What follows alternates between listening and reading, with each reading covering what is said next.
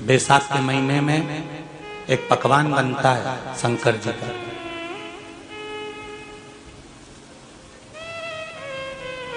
शिव जी के हाथ में त्रिशूल है, शिव जी के 3 नेत्र हैं, बेलपत्री में भी 3, बोलते जाओ, पत्ती है। बैसाख के महीने में जो शंकर भगवान को प्रसाद का भोग लगता है उसमें भी 3 ही चीज मिलती है। सत्तू कोई दूसरे महीने में बनता है? जम के तो बोलो नहीं। कब बनता है? यही बैसाख के महीने में। चने की दाल, गेहूं और जौ, इन तीनों को गलाकर सेक कर जो सत्तू तैयार होता है, इसी बैसाख के महीने में परशुराम जयंती के दिन या अमावस्या के दिन या पूर्णिमा के दिन शंकर भगवान को समर्पित होता है और भगवान विष्णु को समर्पित होता है। दुनिया के लोग कहते क्या होता है सत्तू से?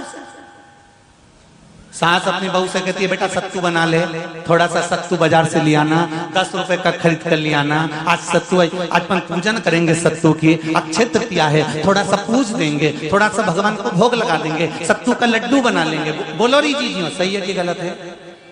बाजार में भी सत्तू मिलता है तो बच्चे कहते हैं, बहुएं कहती हैं कौन खाएगा, काय को ला रहे हो, सत्तू का क्या काम है? पर शिव महापुराण की कथा कहती है, स्कंद पुराण की कथा कहती है, जिस समय पर बैसाख के महीने की सुंदर अमावस्या का दिन था, उस दिन माता पार्वती शंकर भगवान के लिए जब पकवान बनाने के लिए बैठी, कुछ नहीं मिला, तब माता पार्वती ने 3 अनाज को लिया, एक चना, दूसरा गेहूं और तीसरा जो, इन तीनों को भींग रहे थे उसको लेकर आए गंगा जी में से, उसको सेक कर माता ने अंगीठी पर और उसका जो सत्तू बनाकर शिव को दिया। शंकर भगवान ने कह दिया, सुन पार्वती, ये सत्तू नहीं, ये मेरी औषधि है।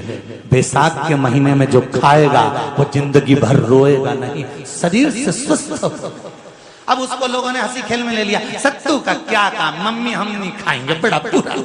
शिव जी का एक एक चीज। बैसाख के महीने में पियो बेल, बेल मतलब समझ गए, बेल का रस। बैसाख के महीने में पियो बेल और शरीर को रखो ऑलिव बेल। शरीर बेकार नहीं होगा, शरीर बेकार नहीं हो सकता। अब शिव आराधना तो करो। हाँ, जिंदगी की मोड़ पर शंकर परीक्षा बहुत लेते हैं, बहुत परीक्षा। एक सुंदर संवाद आता है स्कंद पुराण, शायद आप लोगों ने सुना होगा, सुना हो तो भी सुन लो, नहीं सुना हो तो भी सुन लो। कांति नगर में राजा श्रियाजी रहते थे, उनकी धर्मपत्नी का नाम था चांगुणा। क्या नाम है उनका? चांगुणा। चांगुणा शिव भक्ति में लीन रहती थी, उसे शंकर की भक्ति के सिवा कुछ सुहाता ही नहीं था, शिव आराधना के सिवा उसको कुछ भाता ही नहीं था। दिन भर शंकर की शरणागति करना, शिव का स्मरण करना, शिव भक्ति में डूबे रहना। शंभो शंकर कह रहे, माँ उमा से, माँ पार्वती से मेरा महेश कह रहा है, मेरा बाबा भोलेनाथ, मेरा बाबा विश्वनाथ, मेरा त्रिकालदर्शी कैलाशी अविनाशी कह रहा है कि हे पार्वती,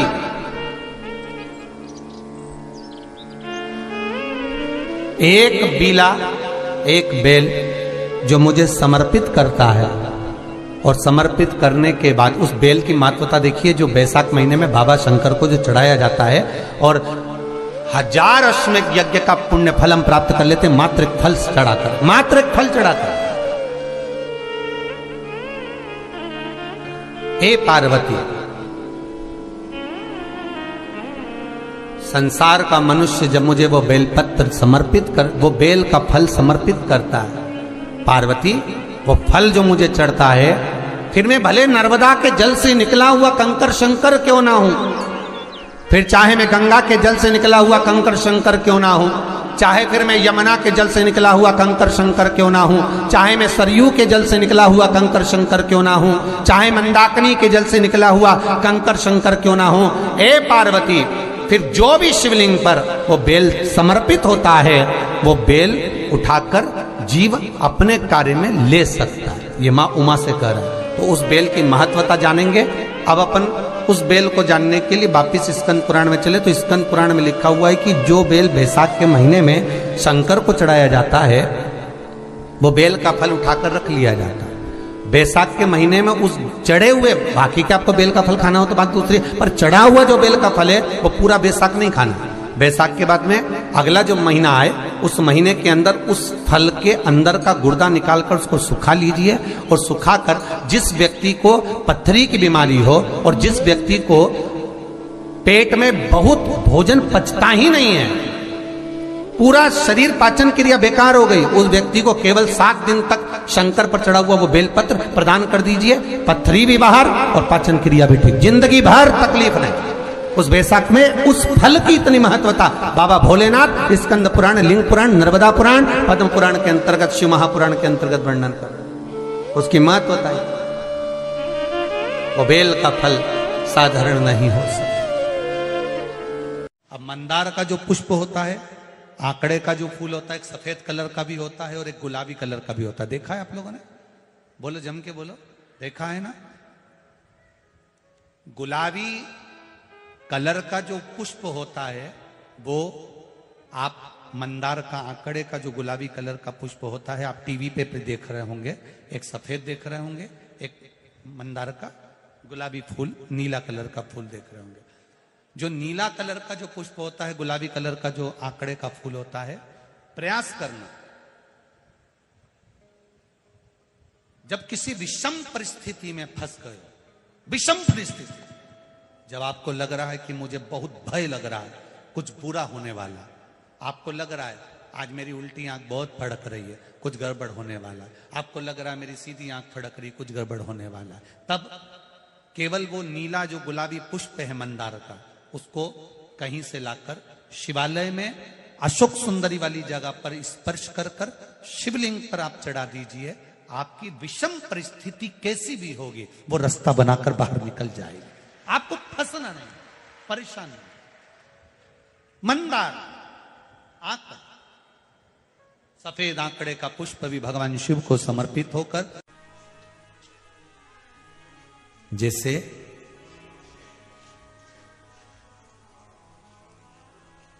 बेले के फल का गुर्दा, बेल का जो फल होता है, बेलपत्री का फल, उसका जैसे गुर्दा, उसके अंदर का जो भाग होता है बेल का, वो गुर्दा,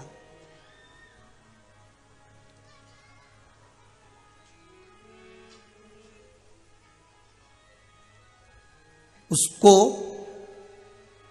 अग्नि में जलाकर उसकी भस्म तैयार कर कर छान कर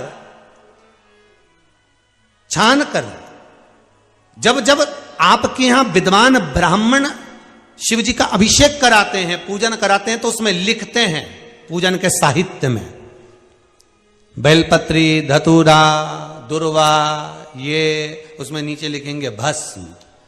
लिखते कि नहीं लिखते? लिखते हैं ना, भस्म अभिषेक में चाहिए रहती है। तब उस भस्म का थोड़ा सा भी भाग आप अगर शिव को समर्पित कर रहे हो तो ये जान लें कि शंकर मनवांछित फल प्रदान कर रहे हैं, शिव फल प्रदान कर रहे हैं।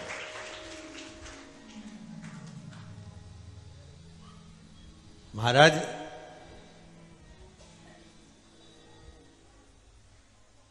बेलपत्री के वृक्ष के नीचे बैठकर हाथ में एक बेलपत्र का पत्ता रखकर आप पंचाक्षर मंत्र नमः शिवाय, ओम नमः शिवाय या श्री शिवाय नमस्तुभ्यम या महामृत्युंजय मंत्र का स्मरण कर रहे हो, पर डंडी का भाग अपनी ओर, बेलपत्र की बीच वाली पत्ती का भाग बीच वाली उंगली की ओर रखकर अगर आप स्मरण कर रहे हैं और अपनी कामना कर कर बेलपत्री के वृक्ष के नीचे बैठकर उस पत्ते को सम्मुख रखकर बाबा से विनय कर कर एकांत में उस बेलपत्री के वृक्ष की छांव में, बेलपत्री के वृक्ष की छांव आप कामना कर कर उस पत्ते को शंकर भगवान के ऊपर समर्पित कर रहे हैं, तो ये जान कर रखें कि पार्वती और शिव का मिलन करवा रहे हैं और अपनी मनवांछित फल कामना पूर्ण करवा रहे हैं। क्योंकि शिव और पार्वती का जब मिलन होता है, शंकर पार्वती जब एक दूसरे के सम्मुख में होते हैं, शिव और पार्वती जब एक दूसरे के सामने अपने बच्चों के कारण एक दूसरे के सम्मुख में आते हैं, तो उनके चेहरे पर प्रसन्नता का भाव आ जाता। वो फल, मनवांचित फल की कामना, आप जिस कामना के लिए कर रहे हो, विवाह के लिए, नौकरी के लिए, सर्विस के लिए, व्यापार के लिए, रोग मुक्ति के लिए, आप जिस कामना से कर रहे हो। ईश्वर महादेव, जो व्यक्ति पथभ्रष्ट हो जाए, जैसे मदिरा के नशे में पड़ गया, कहीं जुए में पड़ गया, कहीं मांसाहार में पड़ गया, कहीं व्यसन में पड़ गया, कहीं गलत काम में अगर कोई जा रहा है, तो श्रंभेश्वर महादेव के नाम से काली तिल भगवान शिव को समर्पित करी जाती है। महाराज काली तिल को वापस उठा कर ले आते हैं। उसी काली तिल को जो मदिरा का नशा करने वाला होता है या जो गलत व्यसन में डूबा हुआ होता है, उसको वो सुबह के समय अगर नहीं खाता तो भोजन के साथ उसको दिया जाए। श्रंभेश्वर महादेव, एक बेलपत्री का भी बहुत अच्छा प्रयोग है श्रंभेश्वर महादेव का। मदिरा पीने वालों के लिए, मांसाहार, व्यसन में, जुए में, वेश्यावृत्ति में, पर नारी में, गलत जगह पर जो डूबे रहते हैं उनके लिए, पहले की कथा में उसका वर्णन किया है बेलपत्री। श्रंभेश्वर महादेव, एक बार सब बोलेंगे, कौन से महादेव? श्रंभेश्वर महादेव। फिर जम के बोल लो एक बार, श्रंभेश्वर महादेव। जब हमारे घर में क्रोध बढ़ता है या कोई गलत कार्य में जाने लगता है, तो श्रंभेश्वर महादेव का हमें शरणागति लेना चाहिए, श्रंभेश्वर महादेव का पूजन करना चालू कर देना चाहिए। कई लोग कहते महाराज जी, ये श्रंभेश्वर महादेव का मंदिर कहाँ मिलेगा, हम कहाँ पूजन करने जाए? कहीं नहीं जाना, तुम्हारे घर के पास में जो शंकर जी का मंदिर है वहीं जाओ, उसी देवालय में, उसी मंदिर में जाओ, श्रंभेश्वर महादेव के नाम से जल चढ़ाना प्रारंभ करेंगे। वो जल जो गलत संगत में पड़ा हुआ है उसका आचमन कराना प्रारंभ करेंगे, अपने आप उसकी धीरे धीरे बुद्धि सुधरना प्रारंभ हो जाएगी। ऐसा श्रंभेश्वर महादेव का है। क्यों भटके?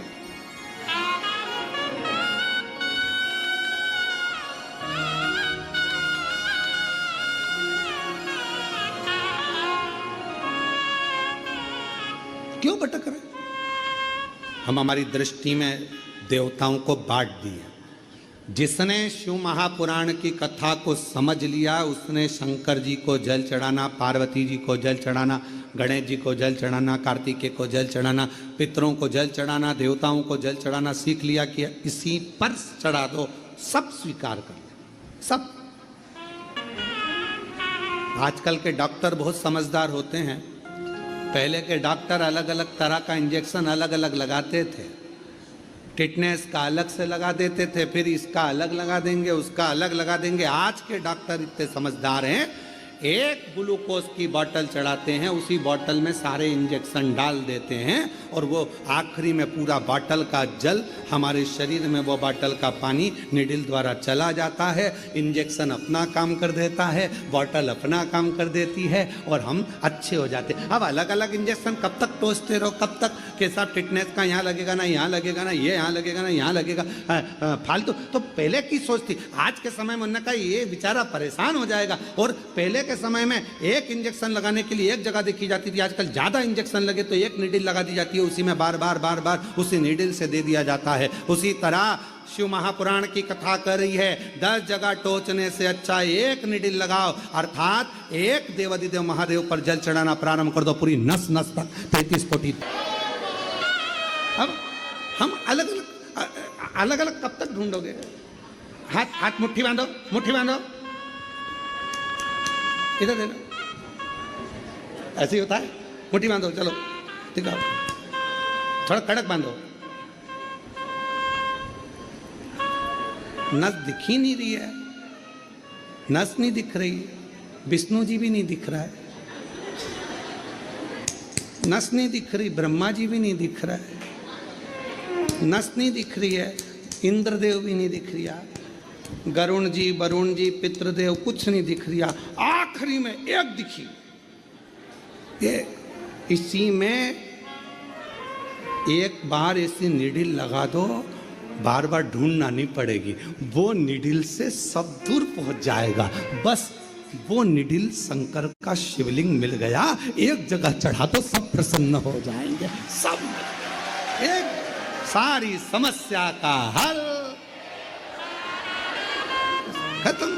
इतनी सी बात समझना है और पूरी कथा बचवा दी तुमने 5 दिन की, पूरी कथा इतनी सी हो गई कथा। इतनी सी बात जिसके समझ में आ गई, कथा पूरी। नहीं दिख रही नस, एक पकड़ में आ जाए और वो एक मेरा शिव है, जब वो आ जाता है तो सारे तीर्थ धाम आपके चरणों में।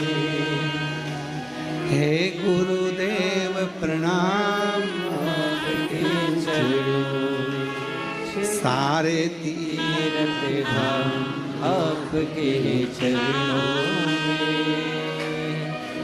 हे गुरुदेव प्रणाम आपके चरणों में। हे गुरु ब्रह्मा, हे गुरु विष्णु, हे शंकर भगवान आपके चरणों में। हे गुरुदेव प्रणाम आपके चरणों में। ब्रह्मा जी आपके चरणों को नमन, भगवान नारायण आपके चरणों को नमन, भगवान शिव आपके चरणों को नमन। सर्व है शिव, सर्व। हम भटक रहे हैं और भटकाने वाले कोई नहीं, हम खुद अपने आप में भटक रहे हैं। एक पति रोज रसोई घर में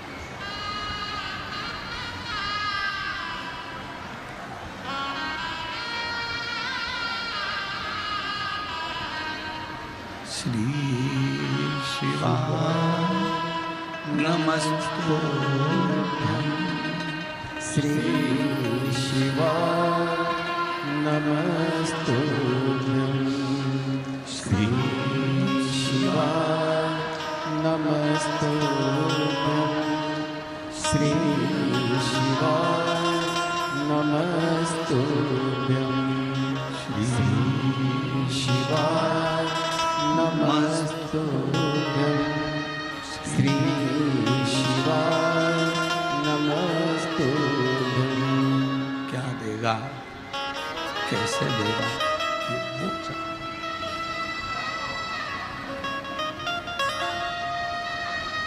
आज विदाई का दिन है। मेरा बाबा कुबेर भंडारी, सिंहेश्वर नाथ, सबकी झोली खूब भर, खूब भर। बहुत विश्वास के साथ आपका आगमन हुआ, बहुत विश्वास के साथ। और खाली न जाता कोई दर से तुम्हारे, खाली न जाता कोई दर से तुम्हारे, मैं भी खड़ी हूँ नंदी बाए बसारे, अपने हृदय से लगा लो, गिरा जा उठा लो, उठा लो। बाप है जी, बाप। अपने पिता से फिर कहूंगा, पूजन किसी की भी करो, आराधना किसी भी की भी करो, और विश्वास शंकर पर रखना, भरोसा शिव पर रखना, शिव पर।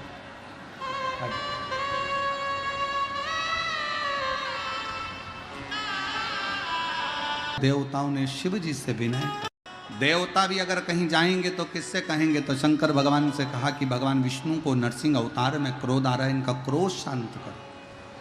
शंकर भगवान ने 33 कोटि देवताओं का साथ लिया, एक सरम्ब पक्षी का रूप धारण कर कर शंकर भगवान उड़ते हुए गए। नरसिंह भगवान को अपने नखों से पकड़ा, पंजे से उठाया और अलखनंदा नदी में ले जाकर डाल दिया। अलखनंदा नदी में डालते से ही नरसिंह भगवान का क्रोध शांत हो गया। देवताओं ने स्तुति कर कर लक्ष्मी जी नरसिंह जी को लेकर चली गईं। नरसिंह शिला आज भी बद्रीनाथ में अलखनंदा नदी में, आप कभी बद्री विशाल दर्शन करने जाएं तो बद्री विशाल के मंदिर पर पुल पर जब जाते हैं, राइट में ताप्त कुंड है जहां गर्म पानी बहता है, उसी के नीचे अलखनंदा नदी में किसी पंडित जी से पूछेंगे तो बता देंगे कि नरसिंह शिला है। नरसिंह जी तो चले गए, शिला के रूप में एक प्रतिबिंब छोड़ गए। जो नरसिंह शिला आज भी अलखनंदा नदी में है विराजित। भगवान शंकर ने नरसिंह जी के क्रोध को शांत करा तो शिव जी का नाम श्रंभेश्वर महादेव पड़ गया। ये श्रंभेश्वर महादेव कोई साधारण महादेव का नाम नहीं है। जब घर में चारों तरफ क्लेश ही क्लेश रहता हो, अशांति ही अशांति रहती है, चारों तरफ क्लेश ही क्लेश रहता है, तब एक लोटा जल पूरे घर में घुमाकर तब महादेव के ऊपर चढ़ाया जाता है और शिव कृपा करते हैं तो घर के अंदर अपने आप शांति होना प्रारंभ हो जाती है। श्रंभेश्वर महादेव। कभी कभी हम नवयुवक बेटा बेटियों से कहेंगे कि युवानी की अवस्था रहती है ना तो थोड़ा सा गुस्सा आ जाता है, थोड़ा चिड़चिड़ापन आ जाता है, बहुएं भी कुछ बोल जाती हैं, बेटे भी कुछ बोल जाते हैं। जवानी अवस्था है, कई बार युवानी अवस्था में थोड़ा मुख पर क्रोध आ जाता है, कई बार सत्ता में बैठ जाते हैं, कुर्सी पर बैठ जाते हैं, सिंहासन पर बैठ जाते हैं, अच्छे अधिकारी के पद पर बैठ जाते हैं तो गुस्सा बढ़ जाता है, क्योंकि कुर्सी का इफेक्ट आ जाता है, थोड़ा सा अंतर आ जाता है कि हम सत्ताधारी, हम वैभवधारी। तो उस समय पर कभी कभी नवयुवक बच्चे हों, कभी नवयुवक बेटियां हों, कभी कोई आधिकारिक पद पर बैठ गए तो अंदर से थोड़ा चिड़चिड़ापन क्रोध आ जाता है। कई बार पत्नी भी कह देती कैसे हो गए हो तुम, क्यों चिड़चिड़ करते हो, शांति रखा करो, थोड़ा अच्छे रहा करो। उस समय पर कुछ ना करा जाए तब एक बेलपत्र, एक चावल का दाना शिव जी को समर्पित कर कर श्रंभेश्वर महादेव के नाम से भगवान शंकर को जल चढ़ाना प्रारंभ कर दो। धीरे धीरे अपने आप स्वभाव में अंतर आना प्रारंभ हो जाता है। स्वभाव ठीक है, स्वभाव में अंतर आ जाता। कोई कामना कर कर जब हम शिव को भजें, ऐसा नहीं कि कामना पूर्ण ना हो। एक पत्र अच्छा है, कब बोला था, कल बोला था, परसों बोला था, जम के बोलो परसों। चलो हम इसलिए पूछते हैं कि आप लोगों को याद है कि नहीं।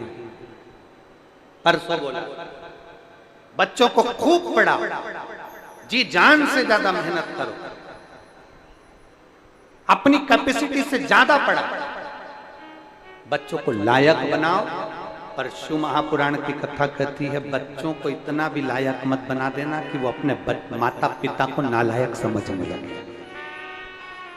परसों की कथा में कहा था बच्चों को इतना भी लायक मत बना देना, संस्कारों से विहीन मत कर देना कि वो अपने माता पिता को नालायक समझने लगे कि मम्मी तुम चुप रहो, पापा तुम चुप रहो, तुम्हें अकल नहीं है, तुम नहीं बोलो, मम्मी तुम फालतू की बात मत करो, माँ तुम चुप रहो, पापा तुम चुप रहो। जो बच्चे अपने माँ बाप को चुप करना चालू कर दें तो समझ लेना तुमने अपने बच्चों को लायक तो बनाया पर संस्कारों की कमी ला दी, इसलिए तुम्हें नालायक समझ। संस्कारों की कमी मत आना। बच्चों में जितने संस्कार होंगे तो बच्चे तुम्हारा अगर आज आदर कर रहे हैं तो जिंदगी में उन बच्चों का भी आदर होगा। अगर आज आदर कर रहे हैं तो उन बच्चों का जिंदगी में आदर होता चले जाएगा।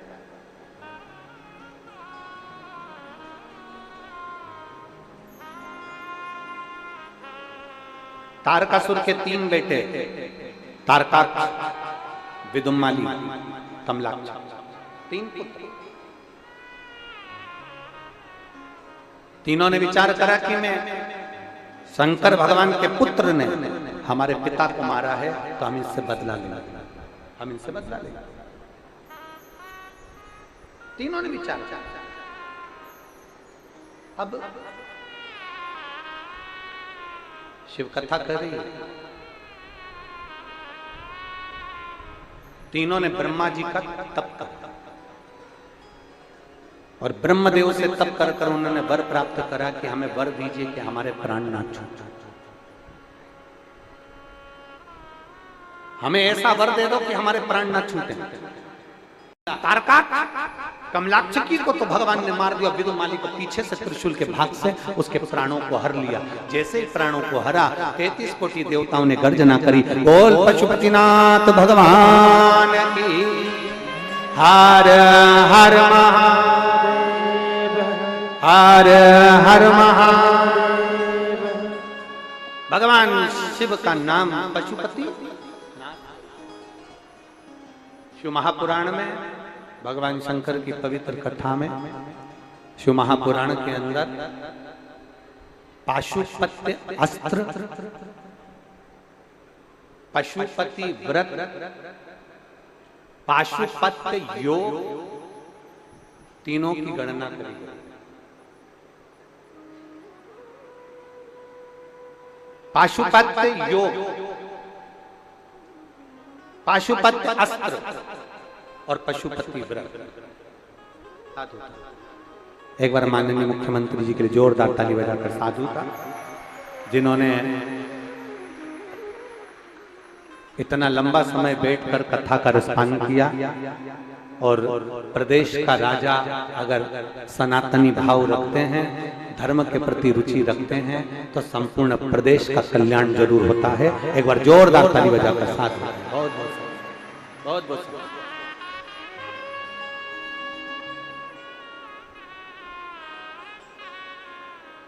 और शंभो शरणे पड़ी मांगो घड़ी रे दुख काटो। पाशुपत्य योग ले सकते हैं ना, हम पाशुपत्य अस्त्र ले सकते हैं। तो शिव महापुराण में सबसे सरल चीज क्या बता दिया? कौन सा व्रत? बोलो बोलो, जम के बोलो जरा। पशुपतिनाथ का व्रत। किस किसने किया? जरा हाथ उठाओ जिन्होंने करा, रखिए। हम ना तो पाशुपत्र भगवान से अस्त्र ले सकते हैं, ना हम पाशुपत्र योग ले सकते हैं। अगर हम शंकर भगवान से वर के रूप में प्राप्त कर सकते हैं तो पशुपतिनाथ के व्रत का फल प्राप्त कर सकते हैं। ये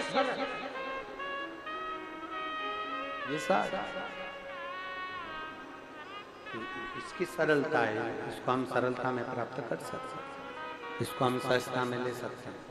जैसे कितने व्रत होते हैं पशुपतिनाथ के? 5 व्रत होते हैं। कितने दिए लगते हैं? 6 दिए लगते हैं। भोग काय का लगता है? मीठे का। मीठा मतलब कुछ भी घर में बनाओ, चाहे मीठा भात बना लो, सीरा हलवा बना लो, मीठी थूली बना लो, जो तुम बना सकते हो। खीर है, हलवा है, थूली है, जो तुम्हें बनाना हो वो मीठा, कुछ भी बना मीठा।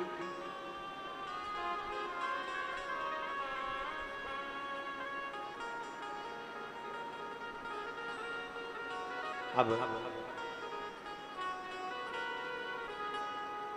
सब अच्छे से समझ लेना। आजकल पशुपतिनाथ के व्रत के नाम पर भी लोग बहुत प्रपंचा कर रहे हैं, ढोंग करने हैं। इसको समझिएगा, पशुपतिनाथ के व्रत को अच्छे से समझिएगा। पशुपति कितने दिए ले जाना है? 6।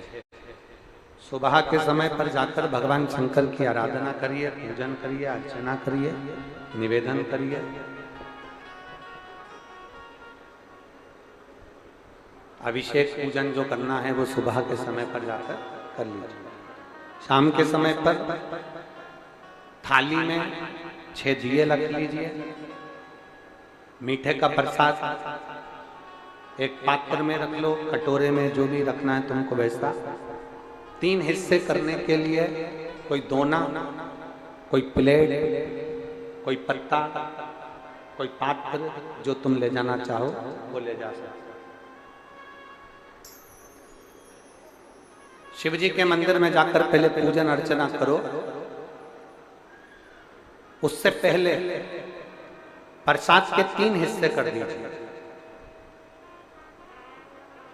6 दिए पृथ्वी पर रख दीजिए, उसमें से 5 दिए प्रज्वलित कर दीजिए। कितने दिए जलाना है? 5। एक दिया उसके पास में रखा रहेगा, उसको जलाना नहीं, उसको रखा रहेगा। दिया प्रज्वलित होने के बाद, प्रसाद के हिस्से होने के बाद शंकर जी की पूजन कर दो। बाबा से प्रार्थना कर दो, बाबा आज हमारा पहला पशुपति व्रत है, आप स्वीकार करना।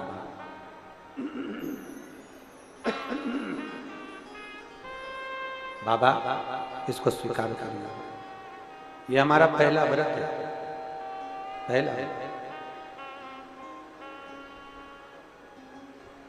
प्रसाद का एक हिस्सा उठाकर थाली में रख लो। 6ठे नंबर का जो दिया जलाया नहीं गया है, उस दिए को उठाकर थाली में रख लो। भगवान से प्रार्थना कर कर थाली लेकर अपने घर की ओर गला पकड़ रहा है, बेसी बेसा आ रहा है या गूंजा गूंजा नहीं। शिव जी को ना कोई आडंबर प्रिय है, ना कोई दिखावा।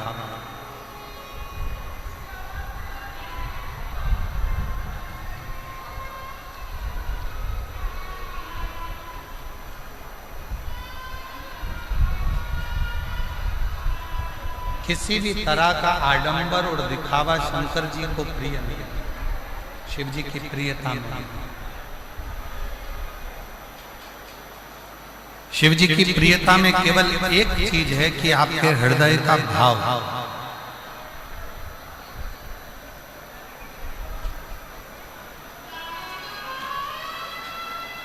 आपके हृदय से आप जितना शिव का स्मरण करते, आपके हृदय से आप जितना शिव का भजन करते, आपके हृदय से आप जितना शिव भक्ति को धारण करते, मूल वो।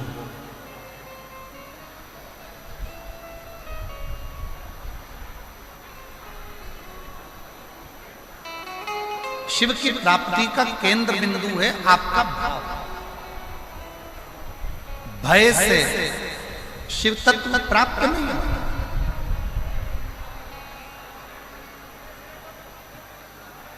भय से कभी शंकर मिला ही नहीं।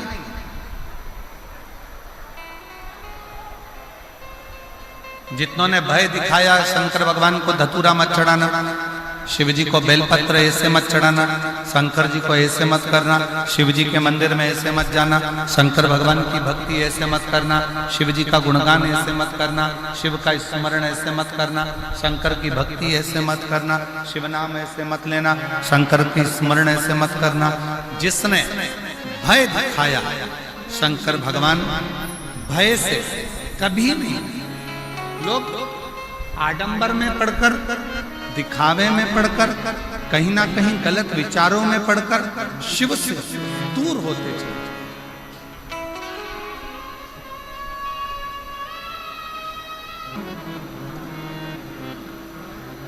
और जब भय समाप्त हुआ, जब भय मिटा,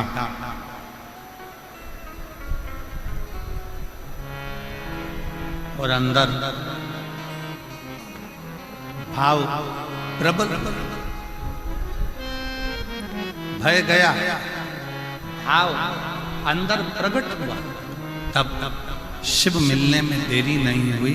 शिव तुरंत प्राप्त, तुरंत। मेरी जीजियों, मेरे जीजाओं, मेरी बेटियों, बेटाओं, मेरी माताओं, मेरे भाई, शिव कथा सुनने वालों के मन में एक बड़ा उलझन सा एक प्रश्न खड़ा हो रहा है।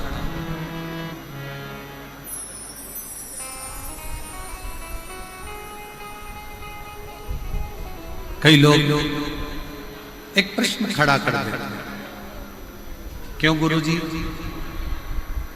हम इतना पुण्य करते हैं, हम इतना भजन करते हैं, हम इतना कीर्तन करते हैं, हम इतना मंत्र जाप करते हैं, हम इतना नाम जाप करते हैं, हम इतना स्मरण करते हैं, हम इतना पुण्य करते हैं, हम भजन करते हैं, कीर्तन करते हैं, मंत्र जाप करते हैं, पुण्य करते हैं, और उसका फल भगवान बहुत लेट देता है, बहुत लेट, बहुत देर से देता है। और थोड़ा सा यदि पाप कर्म हो जाए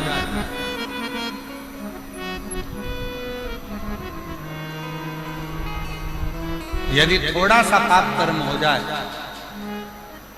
तो भगवान उस पाप की सजा तुरंत दे देता है। ऐसा क्यों? किस लिए?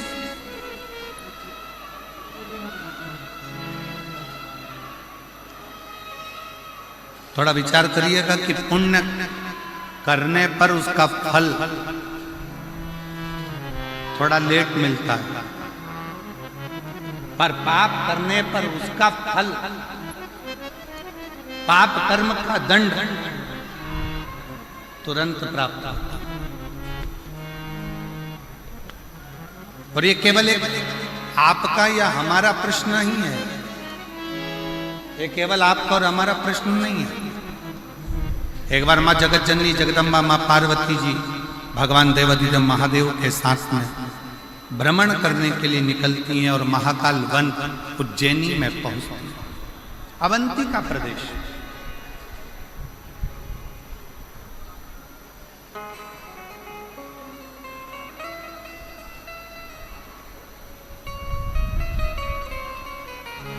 और अवंती का प्रदेश में महाकाल वन में पार्वती जी ने भी शिव जी से प्रश्न,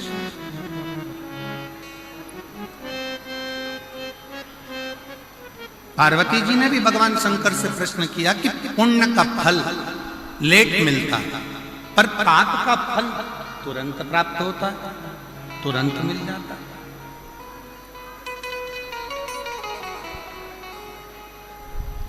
पुण्य करने वाले को थोड़ा थोड़ा कष्ट भोगना ही पड़ता है, पर पाप करने वाला तो तुरंत फलता भी है, फूलता भी है, और उसका पाप कर्म उसके सम्मुख में होता है। माँ जगत जननी जगदम्बा माता पार्वती जी ने उसी पल, उसी घड़ी, उसी क्षण कहा, तो शिवजी ने उत्तर दिया। भगवान देवाधिदेव महादेव, भगवान शंकर कृपा सागर, दया सागर, करुणा सागर, मेरे शिव, मेरे उगड़दानी, मेरे शंकर उत्तर देते हैं, पार्वती फसल बोने वाला किसान, ज्वार बोने वाला, मक्का बोने वाला, गेहूं बोने वाला, धान बोने वाला, सब्जी लगाने वाला एक किसान अपने खेत में हारमोनियम, अपने खेत में एक किसान जब अपने खेत में काम करता है, किसान जब अपने खेत में फसल लगा रहा होता है, आलू लगा रहा है, प्याज लगा रहा है, लहसुन लगा रहा है, मूंगफली लगा रहा है, सब्जी लगा रहा है, सोयाबीन लगा रहा है, धान बो रहा है, गेहूं बो रहा है, बाजरा, किसान फसल लगाता है तो फसल आने में देरी लगती है, पर फसल लेट आती है। किसान ने फसल लगाई, उसको आने में देरी होगी, पर किसान जैसे ही फसल लगाता है, उस फसल के साथ में थोड़ा घास, थोड़ी दुर्बा, थोड़ी दूब, थोड़ा खरपतवार उसके साथ जन्म लेने लगता, उसके साथ जन्म लेता। अब जरा विचार करिएगा, किसान ने तो गेहूं लगाया, घास क्यों लगी? किसान ने तो बाजरा लगाया, खरपतवार क्यों लगी? किसान ने तो धान लगाया, उसके साथ में दूबा क्यों लगी? घास क्यों लगी? खरपतवार क्यों लगी? किस लिए? तो शंकर भगवान कहते हैं, भगवान देवाधिदेव महादेव शिव कहते हैं कि जो फसल लगाई है उसको लगने में समय लगता है, पर उस फसल के साथ में थोड़ा थोड़ा घास, थोड़ा थोड़ा खरपतवार, थोड़ा थोड़ा बेकार बेकार घास उसके साथ जन्म लेता रहता है। उसको कोई लगाता नहीं, फिर भी वो लग जाता है। उसी तरह पुण्य रूपी फसल को लगने में थोड़ा समय लगता है, पर पाप रूपी घास, पाप रूपी खरपतवार बीच बीच में जन्म लेकर सामने प्रकट होते हैं। पार्वती, ए पार्वती, दवाई डालने वाला किसान जब दवाई डालता है, राखोड़ी डालने वाला जब राख डालता है,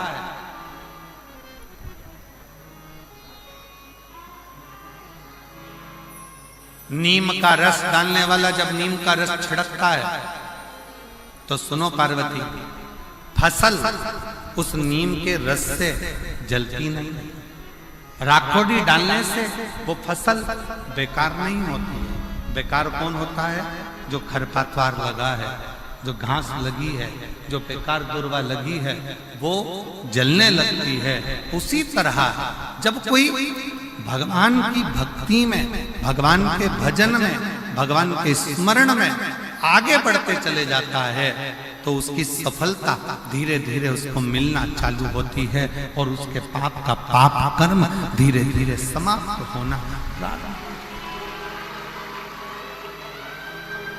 उसका पाप समाप्त होना प्रारंभ, पाप जलने लगता है, पाप समाप्त होता है। इसीलिए पूर्व में भी कहा, आज फिर कहता है कि मत पूरे कर्म कर वरना पछताएगा, भगवान की आंखों से तू बच नहीं पाएगा, बच नहीं पाएगा। दोनों नहीं चल रहा। मत करना अरे ओ अज्ञानी, मत करना तेरे कर्म का फल तू ही पाएगा, जैसा किया तूने तेरे आगे आएगा। मत बुरे कर्म कर बंदे वरना पछताएगा, भगवान की आंखों से तू बच नहीं पाएगा, तू बच नहीं पाएगा। आप जब अपने पुण्य की प्रबलता करते हो, भजन की प्रबलता को बढ़ाते हो, सत्कर्म की प्रबलता को बढ़ाते हो, तो आपका पाप कर्म अपने आप जलता चले जाता है, बस होता चले जाता है, बस।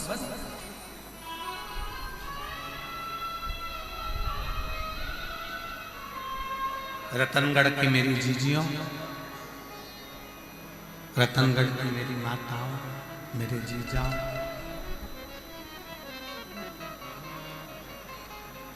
कोई पुण्य आपके और हमारे जीवन का कोई पुण्य प्रबल हुआ होगा,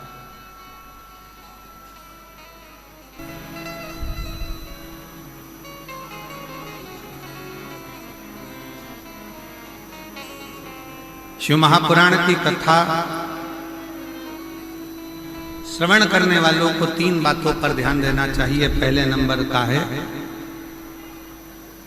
अपने द्वारा,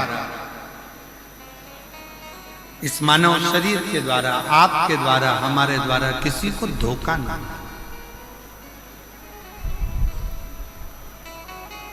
किसी को धोखा ना। दूसरे नंबर पर है कोई कितना भी जिंदगी में गलत बोले, अपशब्द बोले, ताना दे, गाली दे, आड़ा टेढ़ा बोले, आपको दिन रात 24 घंटे कोसता रहे, दिन रात बैठकर आपको गालियां देता रहे, शिव महापुराण की कथा कहती है, कथा सुनने वाले को, शिव महापुराण की कथा सुनने वाले को दूसरी बात पर ध्यान देना चाहिए कि कोई कितनी भी निंदा करे, अपशब्द बोले, ताना दे, गाली दे, आड़ा टेढ़ा बोले, कोसे, दिन रात अपशब्द पर अपशब्द बोले, तो भी आप उसके लिए कभी अपशब्द ना कहें और यहां से सुनकर यहां से निकालते जाएं और अपने हृदय में उसके विचार कभी।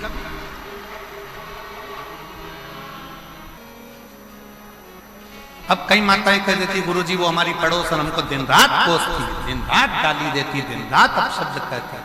हमारा निवेदन है, तुमने शिव पुराण सुनी है ना, शंकर की कथा सुनी है ना,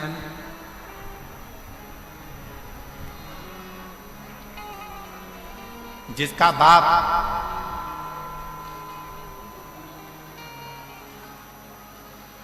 कलेक्टर हो, जिसका बाप मिनिस्टर हो, ईमानदारी से बोलना, उसकी लड़की को ससुराल वाले तकलीफ दे सकते हैं क्या?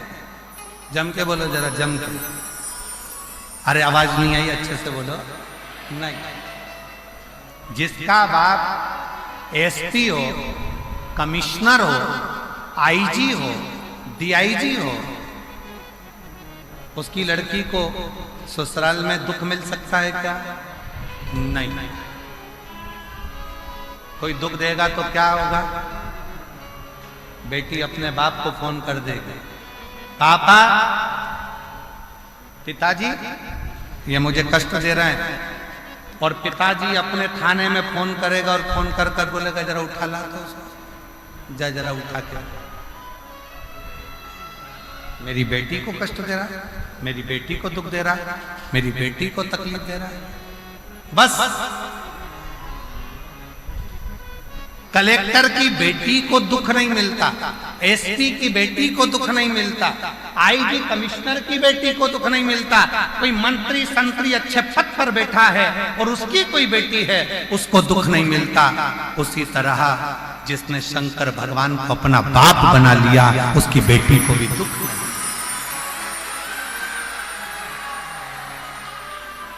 फिर दुख क्यों? फिर दुख किस लिए?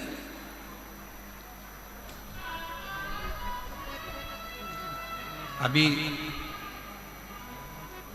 4 दिन पहले रतनगढ़ में अगर गर्मी को देखा जाए, तापमान को देखा जाए तो 42, 43, 44, 45 छू रहा था।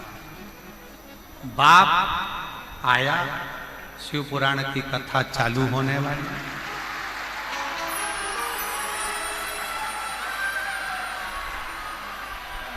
और उस पिता को लगा ये मेरी बेटियां और मेरे दामाद कथा सुनने के लिए आएंगे, इनकी व्यवस्था मुझे करना है। ईमानदारी से बोलो, तुम तो घर से चली थी तो ये सोच रही थी इतनी गर्मी पड़ेगी, इतनी गर्मी पड़ेगी, इतनी गर्मी पड़ेगी, बाहर तक गर्मी थी, कथा के मंडप में जैसे ही आके बैठी तो ऐसा लग रहा है कि मेरे पास में से कोई धीरे धीरे धीरे धीरे पंखा कर रहा है। और बाबा पिता वो पिता है, बाप वो बाप है, बाबुल वो बाबुल है, पिता पिता, बाप बाप है।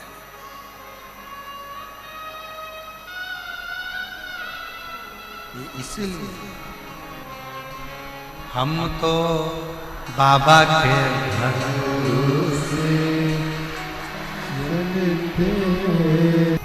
किसी को धोखा ना दे। दूसरा, शिव महापुराण की कथा सुनने वालों को कोई अपशब्द करता, शंकर की भक्ति करने वाले को कोई आड़ा टेढ़ा बोले, अपशब्द कहे, गालियां दे, ताना दे, आड़ा टेढ़ा बोले, कोई कितई कोसे, कितई अपशब्द कहे, आप एक कान से सुनो, दूसरे कान से निकाल दो। अपने मुख से कोई आड़ा टेढ़ा शब्द बिल्कुल मत करो, बिल्कुल। तुम्हारे जवाब तुम्हें नहीं देंगे।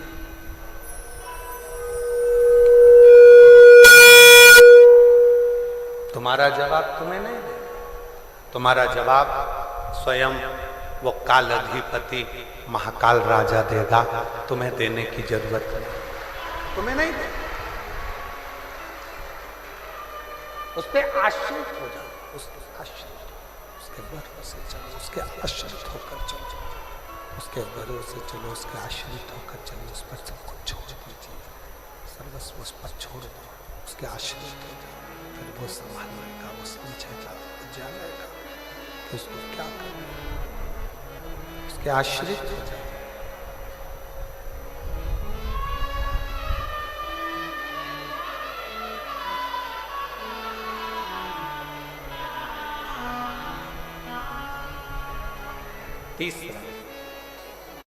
तीसरा बात ध्यान देने की जरूरत है। तीसरी बात पर स्मरण करिए। तीसरी बात पर ध्यान दीजिएगा। अपने हाथों से हो सके सत्कर्म करते चलो।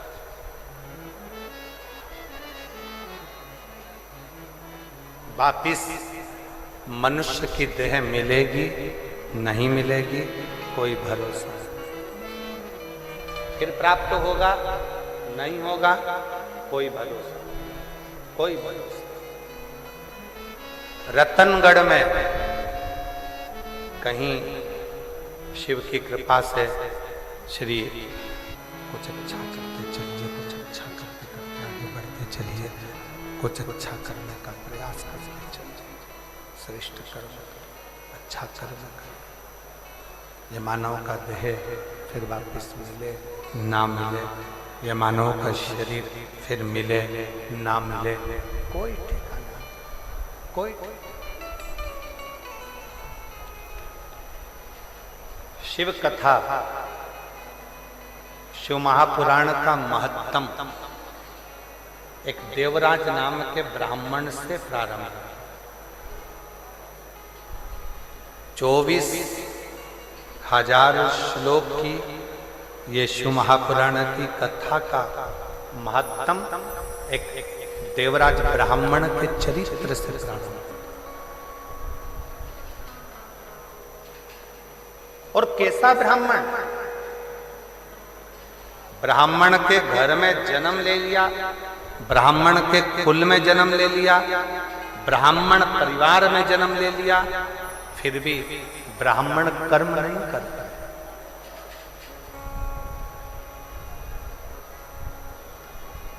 ब्राह्मण कर्म नहीं कर पाता।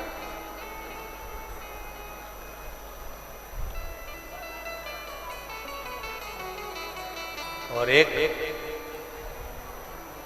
मारवाड़ी के घर में जन्म लेने वाला, एक मारवाड़ी के घर में जन्म लेने वाले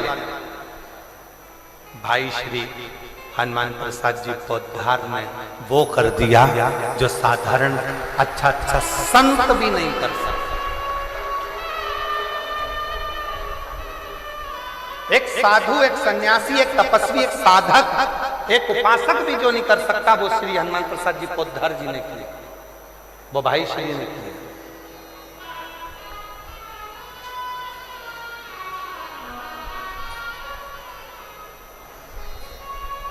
शिव पुराण की कथा कहती है, भगवान शंकर का चरित्र कहता है, शिव तत्व कहता है। लगन और विश्वास पक्का है। यदि लगन और विश्वास पक्का है, भरोसा यदि पक्का है, तो शिव को मिलने में देरी नहीं होती, शिव मिलता है।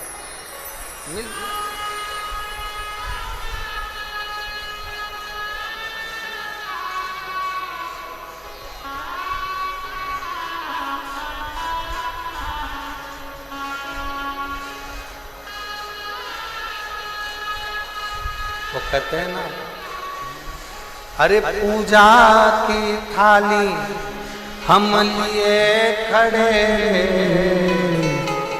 और भोले तेरी सेवा हमसे ना बनी, और भोले तेरी सेवा हमसे ना बनी। कहाँ से लाऊं लड्डू, कहाँ से लाऊं तेरा, कहाँ से लाऊं लड्डू, कहाँ से लाऊं तेरा, कहाँ से लाऊं बर्फी वो शक्कर जड़ी रे, और भोले तेरी सेवा हमसे ना बनी। एक बहन ने एक पत्र में लिखा कि गुरु जी, हमको किसी ने कहा कि शंकर भगवान को चूरमा बनाया करो, भगवान को भोग लगाया करो, किसी ने कहा शंकर भगवान को पीताम्बर वस्त्र दिया करो, किसी ने कहा शंकर भगवान को ये सामग्री दिया करो, शंकर जी प्रसन्न होंगे। गुरु जी, मैंने सब कुछ देकर देख लिया, पत्र